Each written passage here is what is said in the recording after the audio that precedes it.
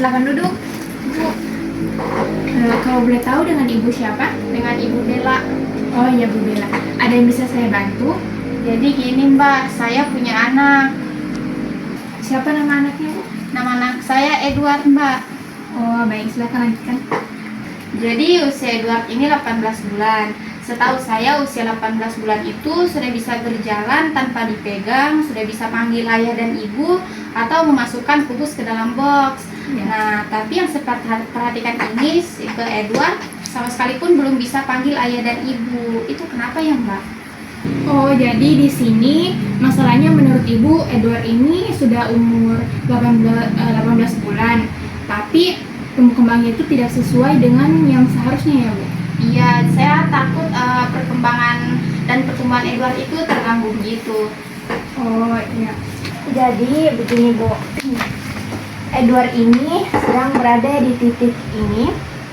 Nah, ini namanya titik krusial, di mana titik ini biasa disebut sebagai golden period atau periode emas. Saya tahu itu Bu, es yang berlapis emas. Kalau itu sih maklum kok, Bu. Maaf Mbak.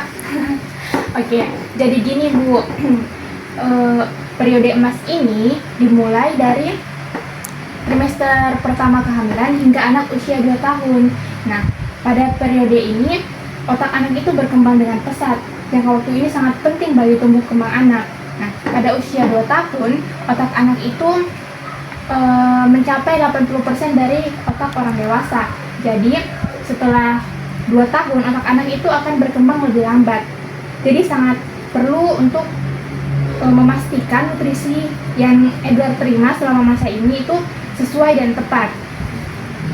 Oh, kalau begitu saya harus apa untuk menunjang perkembangan otak Edward itu supaya bagus? Mungkin Ibu bisa memberikan sebanyak mungkin stimulasi yang tepat untuk Edward. Semakin banyak stimulasi yang diterima Edward, semakin banyak pula komunikasi yang terjadi antar sel-sel saraf otak. Contohnya itu seperti stimulasi yang merangsang indera-inderanya, kayak pakai mainan yang ada bunyi-bunyinya atau mainan yang berwarna-warni.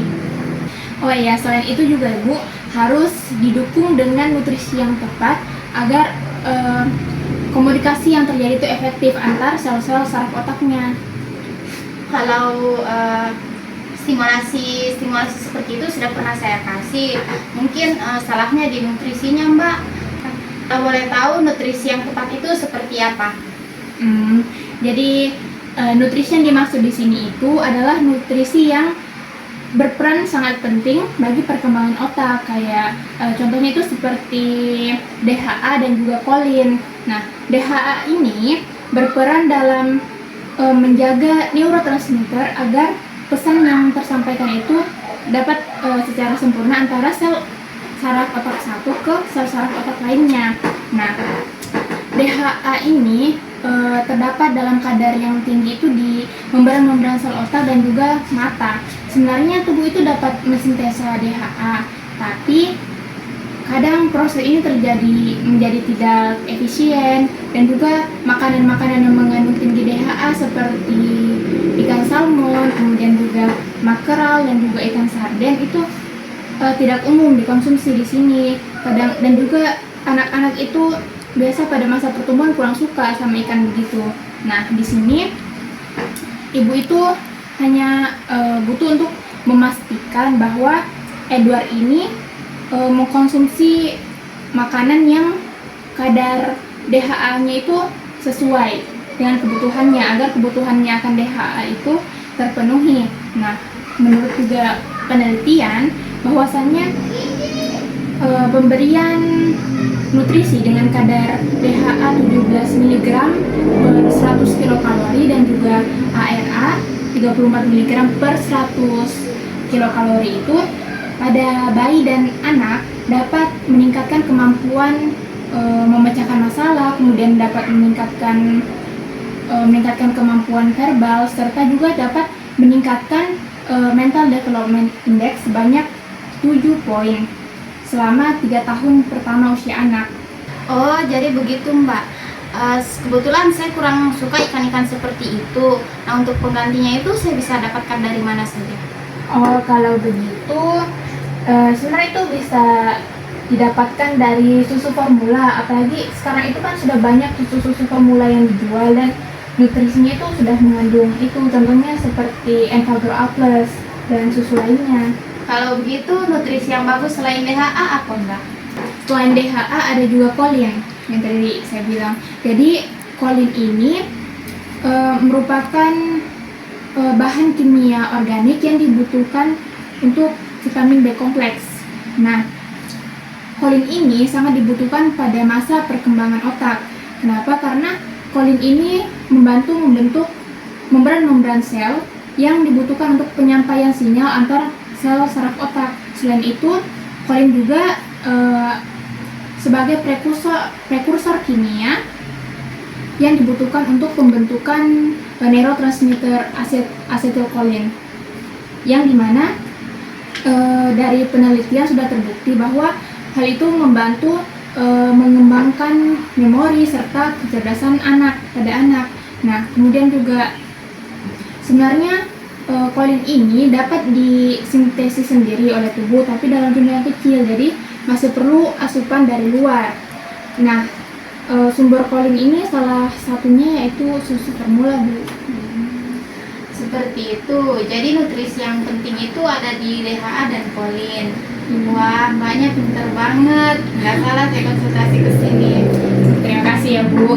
Saya juga banyak belajar dari browsing, dan saya juga masuk ke dalam situsnya Mead Johnson. Nah, dari sana lah kenapa saya bisa menjawab pertanyaan-pertanyaan dari Ibu ini. Oh, jadi itu rahasianya. Ya, Bu. Jadi di sini tuh saya rekomendasikan Enfagrow A+ untuk Edward. Kenapa? Karena Enfagrow A+ itu diformulasikan dengan Enfa A+, yaitu komposisi unik dari kolin, kemudian ada juga prebiotik FOS dan GOS-nya, kemudian ada juga antioksidan yang berasal dari vitamin C dan E-nya, dan juga seperti yang dijelaskan tadi, bahwasannya itu kolin itu sangat penting dalam pembentukan dan asetilkolin. Nah, prebiotik juga berfungsi untuk memaksimalkan fungsi sistem saluran pencernaan agar daya tahan tubuh anak itu baik. Nah, dan juga antioksidan berperan dalam memperkebal imunitas tubuh. Nah, selain itu Enfagrow A+ ini juga mengandung DHA loh, Bu.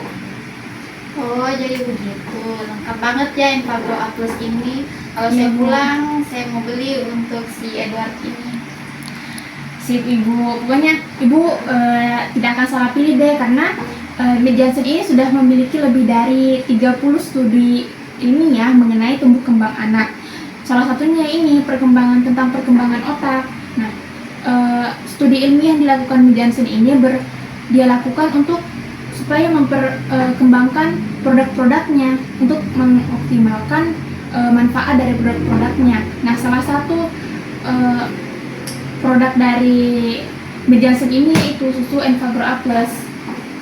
Aduh Mbak, makasih banyak ya. Saya sekarang tambah yakin, jadi nggak galau lagi deh. Nah, bagus deh kalau kayak gitu, saya juga jadi ikut senang. Ya udah Mbak, saya pamit dulu ya. Kalau boleh, saya minta nomor teleponnya. Jadi kalau ada yang saya nggak tahu, saya bisa hubungin Mbak lagi. Oh iya, di sini ada tuh. Ini ada kartu nama saya. Nah, di sini juga ada nomor handphone dan juga alamat email. Jadi Ibu bisa hubungi kalau misalnya perlu. Makasih banyak Mbak. Saya juga titip salam ya sama Edward dan ayahnya di rumah. Terima kasih.